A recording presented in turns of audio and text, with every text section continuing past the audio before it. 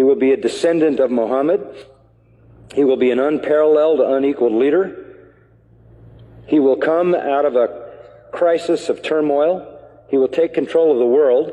He will establish a new world order. He will destroy all who resist him. He will invade many nations. He will make a 7-year peace treaty with the Jews. He will conquer Israel and massacre the Jews. He will establish Islamic world headquarters at Jerusalem. He will rule for 7 years, establish Islam as the only religion. He will come on a white horse with supernatural power. He will be loved by all people on earth. So Jesus will return. Yes, Muslims believe that Jesus will come again. They believe in the return of Jesus. Not the true Jesus. The Jesus of Islam, not God, didn't die, didn't rise, didn't provide a sacrifice for sin, but he does return. He's a prophet, and he comes back, and he has one purpose when he comes back, and that is to assist and aid the Mahdi. He returns, listen to this, as a radical Muslim. He comes back as a radical Muslim. He will arrive, by the way, at a minaret near Damascus. And he will come back holding the wings of 2 angels who flew him down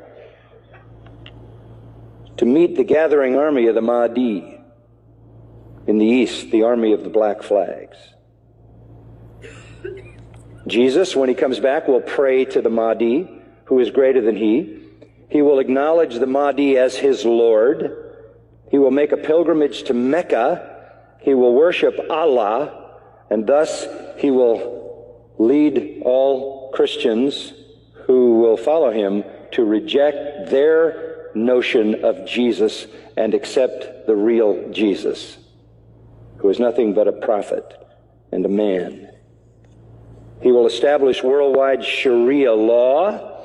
He will become the greatest Muslim evangelist, and he will be the final witness on the day of judgment against non-Muslims. Christians everywhere will affirm that they were wrong, that the gospel is wrong, the New Testament is wrong. He didn't die, he didn't rise, he isn't God, he isn't the Son of God. He himself will come back and point out how wrong we've been. He will correct all misinterpretations and all misrepresentations. Let me quote what their literature says. He will shatter crosses. That's metaphoric for the destruction of the church, a symbol of Christianity being placed in the church. He will kill pigs. He will abolish the tax on non-Muslims because there won't be any living non-Muslims.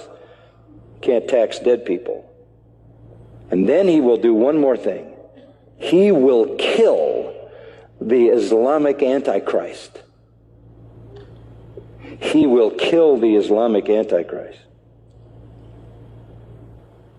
Then he will die and be buried by Muhammad, but not until he has destroyed Christianity by revealing who he really is. One of their writings says he espouses the cause of the Mahdi. He is the Mahdi's executioner. He is the Mahdi's enforcer.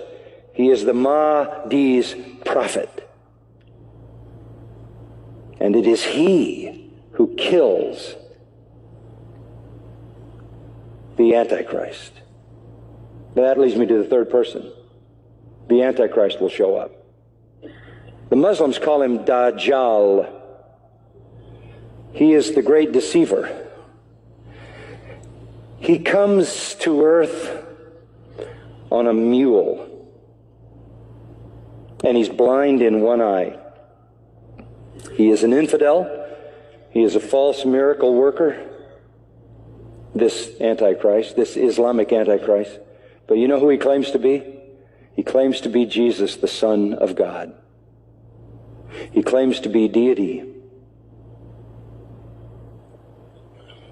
He will attempt to stop the Mahdi and the true Jesus, but the true Jesus will slaughter him. This is their view of the true Christ. Our Jesus is their Antichrist. Our Antichrist is their Redeemer.